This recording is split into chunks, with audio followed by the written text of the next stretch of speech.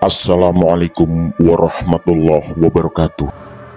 Selamat jumpa kembali sahabat-sahabat viewer dan subscriber channel Titah Misteri. Kali ini kami akan membawakan sebuah kisah misteri dengan judul Misteri Pesugihan Bertumbal Ibu. Selamat mengikuti.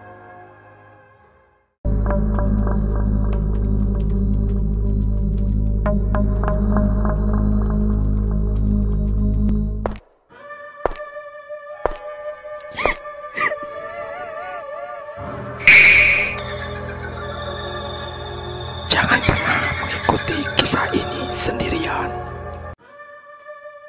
Sungguh, pesugihan adalah jalan yang tak dibenarkan oleh norma apapun, kecuali oleh nafsu bernama ambisi kekayaan. Sayangnya, masih ada saja orang yang kehilangan akal sehat dan nekat menempuhnya. Jawa Tengah, 1964. Perseteruan Bakri dan Bakir menjadi sangat panas. Tak ada yang menduga akan menjadi seperti itu. Basman adalah saksi hidup dan yang paling mengikuti fase demi fase kehidupan mereka berdua. Basman adalah teman sepermainan Bakri. Selain seumuran, sejak kecil mereka selalu kemana-mana bersama. Dan Bakir, adik kandung Bakri yang hanya terpaut 2 tahun, akhirnya masuk pula ke lingkaran pertemanan mereka. Sebagai anak orang berada di zaman itu, Bakri dan Bakir sangat disukai teman-temannya. Pak Sukandar, bapaknya, adalah satu-satunya orang yang punya delman di kampung itu. Konon, ketika masih ada Belanda, bapaknya adalah salah satu orang kepercayaan penjajah itu. Selain delman, sawah yang berhektar-hektar dan belasan ekor sapi membuat Pak Sukandar sangat disegani warga. Bahkan, konon, kepala desa pun tak berani membuat keputusan penting tanpa sepersetujuan Pak Sukandar. Intinya, Pak Sukandar dan keluarganya hidup serba berkelebihan dan selalu dihormati warga. Tapi, perjalanan waktu merubah semuanya. Sejak Pak Sukandar meninggal, kehidupan Bakri dan Bakir berubah. Yang terjadi kemudian adalah mereka berebut warisan.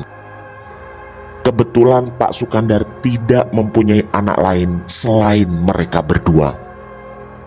Bakri dan Bakir akhirnya bukan hanya sering bertengkar, tapi kemudian bersaing dalam segala hal. Bu Sukandar, ibunya, konon dipaksa untuk segera membagi warisan. Sawah yang belasan hektar dibagi masing-masing 6 hektar. Sedangkan untuk kebutuhan hidupnya, Bu Sukandar hanya menyisakan sekitar 1 hektar yang disewakan dan biaya sewanya untuk mencukupi hidup yang memang dari dulu tidak terlalu muluk.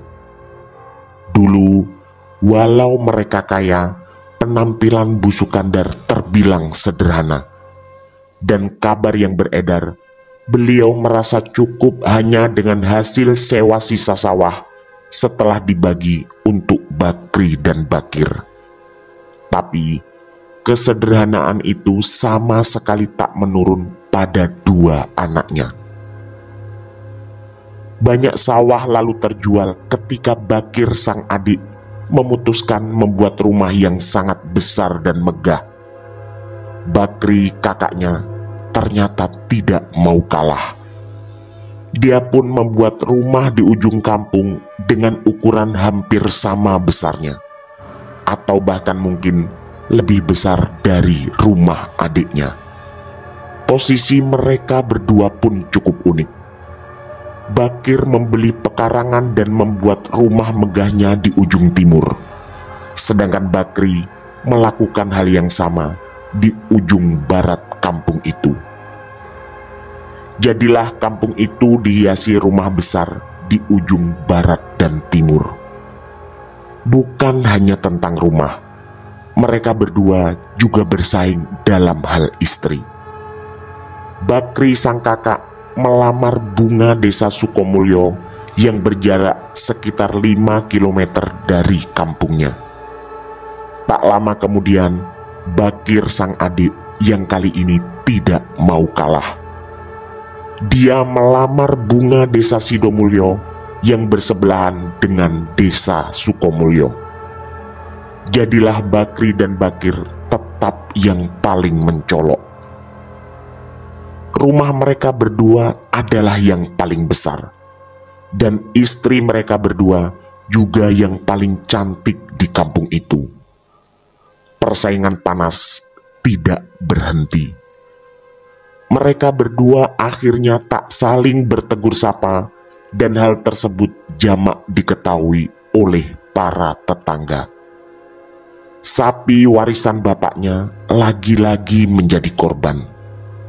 Bakri menjual 3 ekor untuk membelikan perhiasan istrinya yang lagi-lagi diikuti Bakir, yang juga menjual 3 ekor sapi untuk penampilan istrinya juga. Sampai akhirnya mereka berdua hanya mempunyai masing-masing 2 hektar sawah dan 3 ekor sapi. Jauh di bawah jumlah ketika dulu pembagian warisan. Bu Sukandar juga tak mampu menengahi perselisihan kedua anak laki-lakinya. Beliau kemudian menjadi sakit-sakitan karena ulah kedua anaknya itu. Untuk sawah dan sapi, mereka berdua bukan lagi pemilik terbanyak. Dan hal tersebut sepertinya membuat mereka merasa gengsinya terluka lagi. Belum setahun setelah pernikahan mereka yang hanya berjarak sekitar 1 bulan, mereka berdua sama-sama belum dikaruniai anak. Tapi persaingan tetap menyala dan bahkan menjadi semakin panas. Sampai kemudian ada kasak kusuk tidak sedap tentang kebangkitan ekonomi mereka berdua yang melejit lagi secara hampir bersamaan pula. Sawah dan sapi banyak dibeli lagi oleh keduanya. Tapi di tengah-tengah melejitnya kekayaan mereka, banyak pengakuan warga tentang kehilangan uang. Dan yang mengerikan, kampung itu diteror oleh beberapa kali penampakan babi aneh di tengah malam. Termasuk Basman juga pernah mengalami hal itu. Suatu malam, ketika duduk sendirian di pos kamling menunggu warga lain ronda, matanya menangkap sebuah gerakan aneh. Entah dari mana awalnya, tiba-tiba muncul seekor babi di dekat rumah Pak Wasis, seorang juragan sapi, dan menjadi orang terkaya setelah Bakri dan Bakir di kampung itu. Di mata Basman, babi itu berjalan dengan cara yang tidak wajar. Sepertinya dia tidak menyadari bahwa Basman sedang memperhatikan dari sudut pos kamling. Ketika itu belum ada listrik, dan situasi sedang agak terang karena bulan purnama. Setelah babi itu terlihat menggosok-gosokkan tubuhnya di tembok rumah Pak Wasis, dia menghilang dalam sekejap. Basman yakin itu adalah babi ngepet yang selama ini diceritakan warga. Keesokan harinya, dugaan Basman sepertinya benar. Terdengar luas kabar bahwa Pak Wasis kehilangan uang cukup banyak hasil penjualan sapi kemarin. Warga menjadi semakin heboh. Jumlah uang Pak Wasis yang hilang adalah yang terbanyak dibanding kejadian-kejadian sebelumnya. atas instruksi dari kepala dusun, ronda semakin digalakkan. Dan yang lebih menakutkan, kata Mbah Wage, ilmu pesugihan babi ngepet jenis ini termasuk sangat kuat. Beliau adalah sesepuh kampung yang terkenal dengan kemampuan gaibnya. Juga pengalaman melumpuhkan salah satu pelaku pesugihan belasan tahun sebelumnya. Kali ini, Mbah Wage mengaku tak sanggup menerawang siapa pemilik babi ngepet. Dan kata Mbah Wage, yang hampir bisa dipastikan hanyalah bahwa pesugihan ini didapatkan dari sebuah tempat di sekitar Gunung Kawi. Tapi gambaran tentang siapa pemiliknya kabur bahkan cenderung gelap. Katanya, sang dukun bukan hanya mengajarkan ilmu pesugihan, tapi sekaligus menutup celah untuk diketahui siapapun. Ilmunya termasuk sangat tinggi. Begitu ucap Mbah Wage suatu malam di hadapan orang-orang yang bersiap ronda. Hanya saja, tuduhan kuat tetap adalah Bakri dan Bakir. Karena hanya mereka warga kampung ini yang tiba-tiba kekayaannya melejit. Dan bahkan sekarang lebih kaya dibanding bapaknya dulu. Hanya saja Mbah Wage dengan bijak selalu berpesan agar jangan mudah menuduh siapapun tanpa adanya bukti yang benar-benar kuat. Kabar kehilangan uang dan penampakan babi ngepet semakin sering terjadi. Dan semua usaha gaib yang dikerahkan Mbah Wage tidak membuahkan hasil. Bakri dan Bakir sepertinya tahu tuduhan itu mengarah pada mereka berdua. Dan mereka pun tetap ikut rombongan ronda.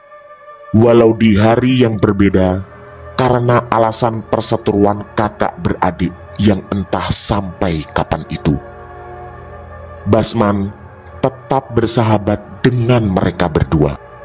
Tak jarang dia berkunjung untuk minum kopi dan ngobrol di rumah Bakri maupun Bakir. Walau tentu saja dia tak pernah membahas tentang persaingan mereka. Dan menurut pengetahuan Basman, kekayaan Bakri dan Bakir memang melejit tajam selama beberapa bulan terakhir. Warga yang bekerja di sawah dan kandang sapi mereka pun ikut terbagi. Warga di sisi kampung sebelah barat lebih banyak bekerja pada Bakri. Dan sebaliknya, banyak yang bekerja pada Bakir di sisi kampung sebelah timur. Pendek kata, mereka berdua tetap selalu bersaing untuk menjadi yang paling hebat di kampung ini. Suatu malam, Basman mengalami kejadian aneh. Awalnya dia tidur karena tidak bertugas ronda malam itu. Tiba-tiba, dia merasa berjalan keluar rumah. Kebetulan rumahnya hanya terpisah 2 rumah dari Pak Wasis. Dan begitu hampir sampai di rumah Pak Wasis, terlihat lagi seekor babi aneh yang muncul tiba-tiba. Situasi sedang sangat sunyi. Mungkin para peronda sudah selesai berpatroli di kawasan situ. Babi itu muncul bersama sesosok tubuh yang tiba-tiba juga tergeletak di depannya.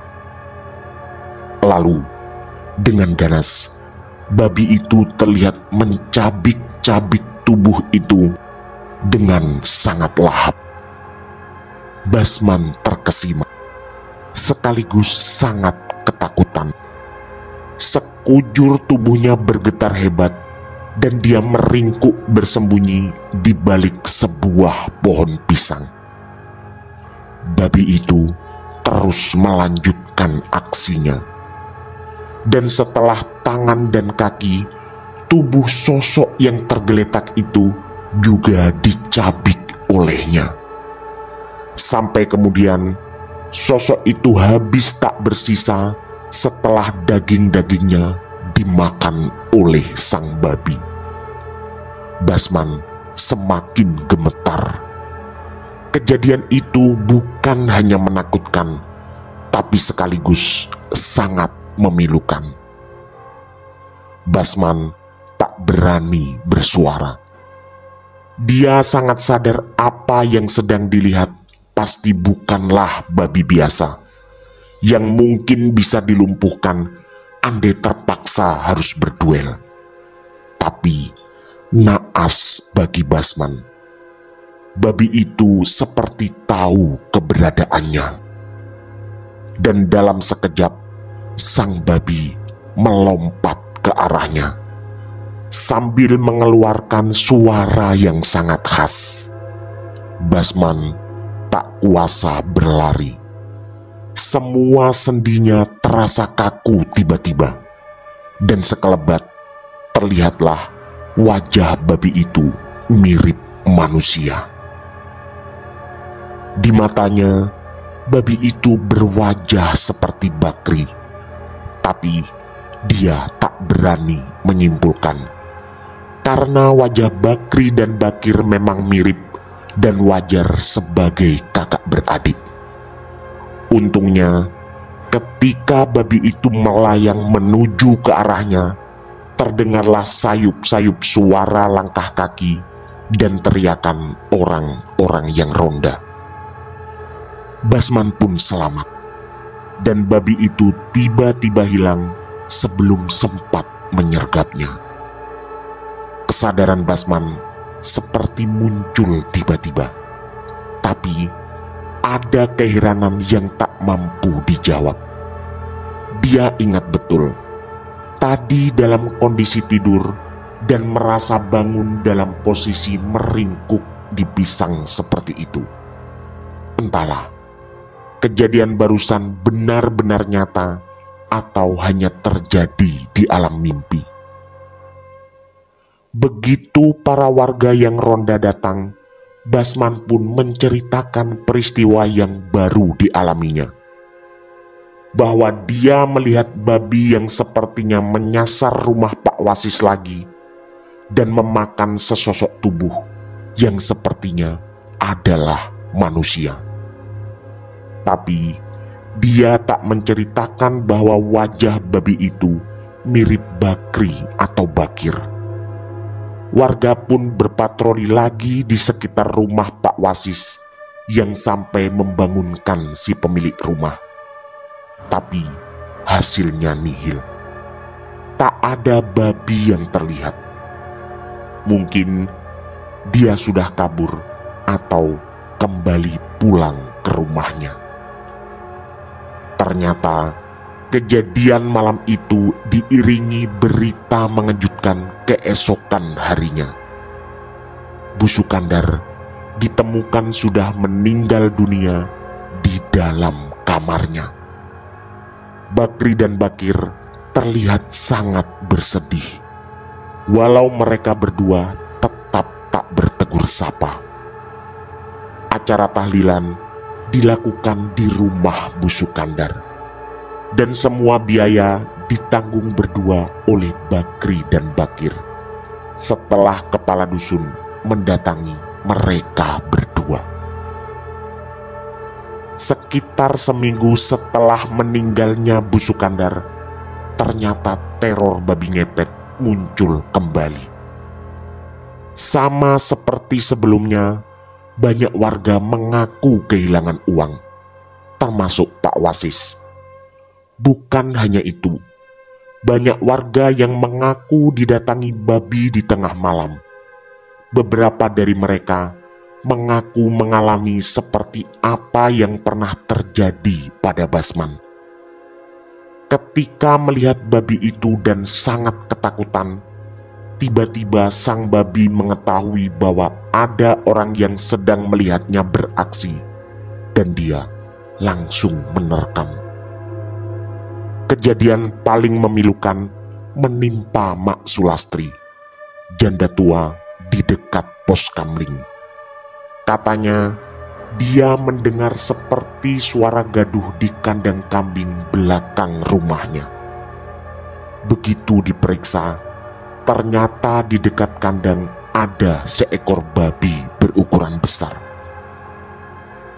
Mak Sulastri mengaku tiba-tiba tak bisa bergerak dan tak mampu bersuara. Tapi begitu menyadari keberadaannya, babi itu langsung menyerang. Mak Sulastri kemudian ditemukan warga yang ronda dalam posisi pingsan tak jauh dari kandangnya. Setelah sadar dan diinterogasi, beliau mengaku diterkam babi sampai mengalami luka di wajah dan dadanya. Lalu, dengan terbata, keluarlah pengakuan bahwa Mak Sulastri sempat melihat wajah babi itu mirip Bakri atau Bakir. Warga kemudian menjadi marah. Pengakuan itu seperti memperkuat dugaan mereka selama ini, bahwa Bakri dan Bakir melejit ekonominya dengan menggunakan jalan pesugihan. Dan babi yang sering terlihat adalah bukti penguat akan tuduhan itu. Entah siapa yang memanggil, banyak warga yang kemudian datang berduyun-duyun ke rumah Mak Sulastri, termasuk kepala dusun. Kebetulan baik Bakri maupun Bakir tidak ada di sana. Pak Kepala Dusun dan Mbah Wage pun sibuk menenangkan mereka. Kata Mbah Wage, warga tak bisa berbuat main hakim sendiri. Pertama, tak ada bukti yang benar-benar kuat bahwa Bakri atau Bakir sedang menjalani pesugihan. Dan lagi, andai benar pengakuan Mak Sulastri barusan, tidak jelas apakah Bakri atau Bakir yang sebenarnya mempunyai babi ngepet itu.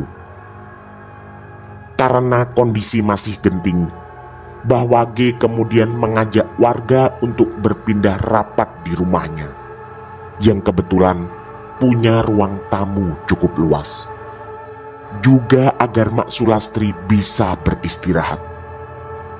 Pak Diman, salah satu anak dari kakak Mak Sulastri, kemudian diminta menemani sang janda tua di rumahnya.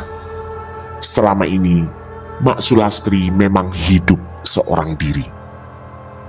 Di rumah Mbah Wage, kondisi masih tetap panas. Dan setelah berkali-kali Mbah Wage menenangkan, Pak Slamet sang kepala dusun membuat keputusan. Besok akan mendatangi salah satu dukun sakti yang rumahnya cukup jauh. Lalu Pak Slamet akan memanggil Bakri dan Bakir ke rumahnya untuk dimintai keterangan. Dan malam harinya Pak Slamet akan mengumumkan hasilnya di pos kamling ketika warga bersiap untuk ronda. Keputusan itu sepertinya cukup memuaskan, dan warga kemudian berangsur pulang ke rumah masing-masing.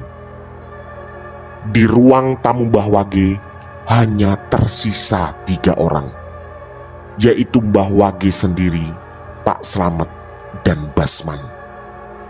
Basman memang diminta tinggal karena selain dia belum menikah, dia memang terkenal sebagai orang dekat dari Bakri maupun Bakir.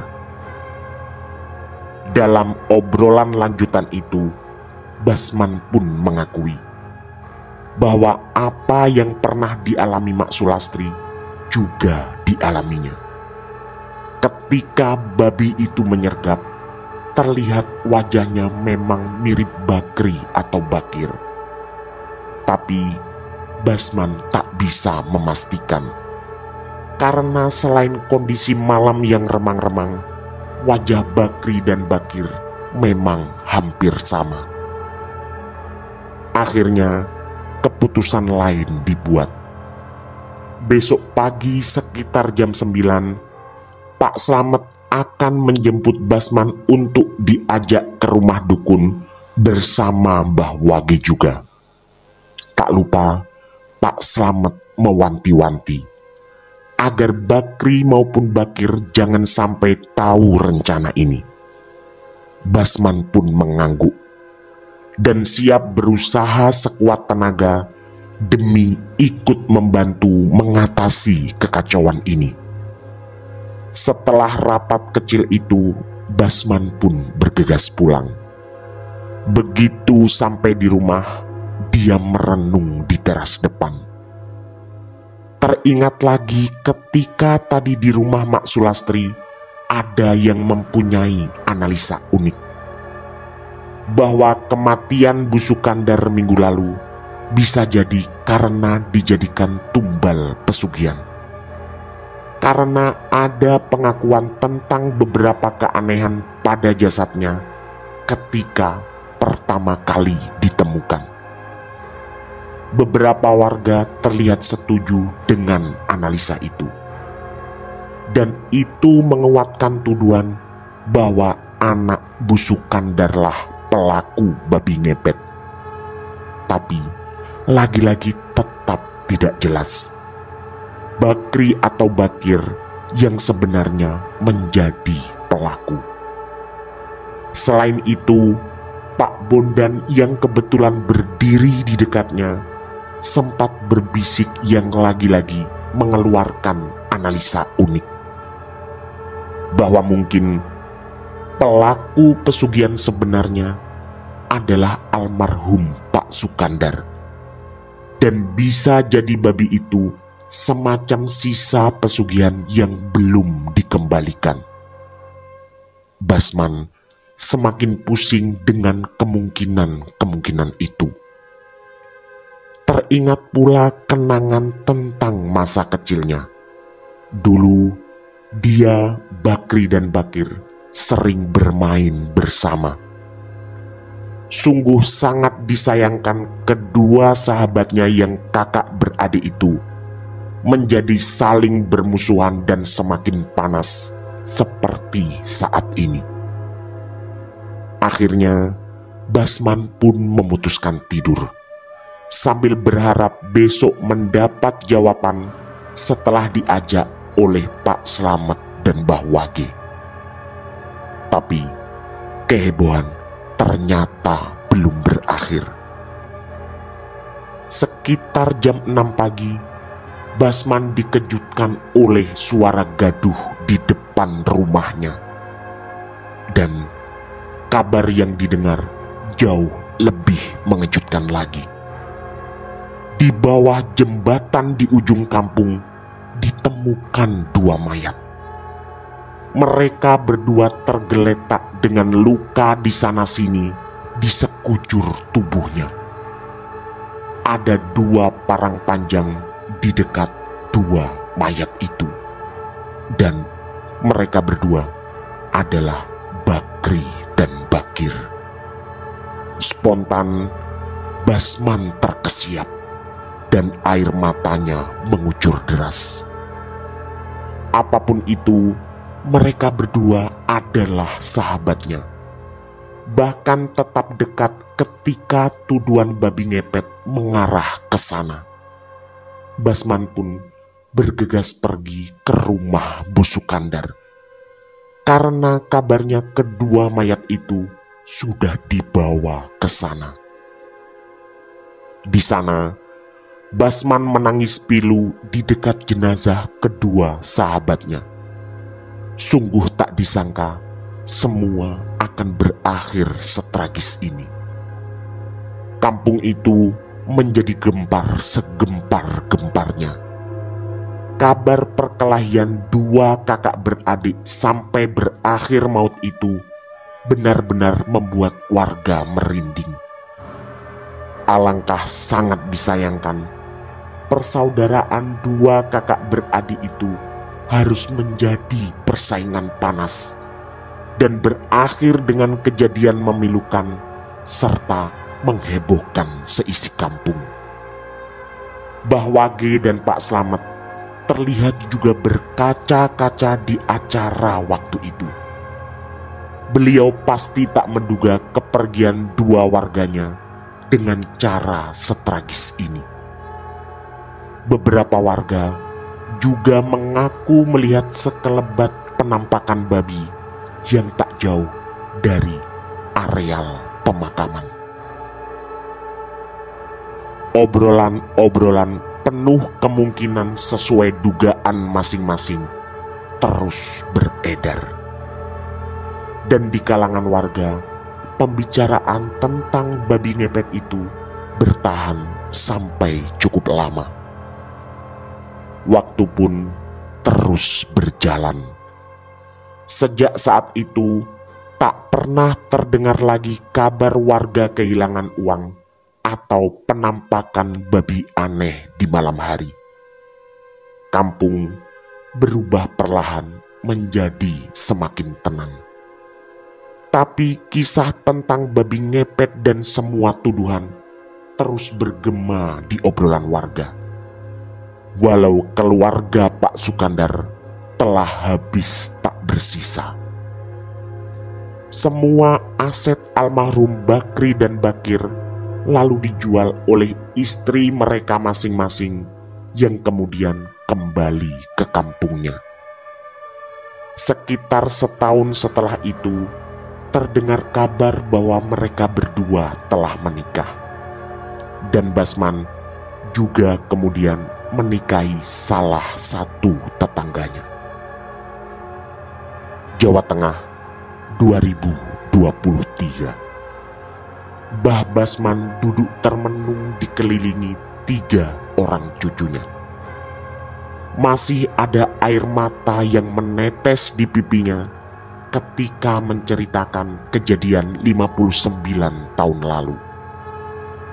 Sambil menunjuk jembatan yang tak jauh dari tempatnya duduk, beliau menceritakan bahwa di kampung ini hanya Mbah Basman yang tersisa, yang menjadi saksi kegemparan kampung ketika itu. Dan selama perjalanan waktu 59 tahun, semua misteri tetap tak terjawab. Karena baik Bakri, Bakir dan Pak Sukandar yang tertuduh sebagai pelaku pesugihan sudah meninggal dalam rangkaian peristiwa tragis itu. Juga Bu Sukandar yang diduga menjadi korban sebagai tumbal yang entah oleh siapa. Bagi Mbah Basman, kesedihan dan misteri itu tetap mengiringi perjalanan hidupnya sampai setua itu.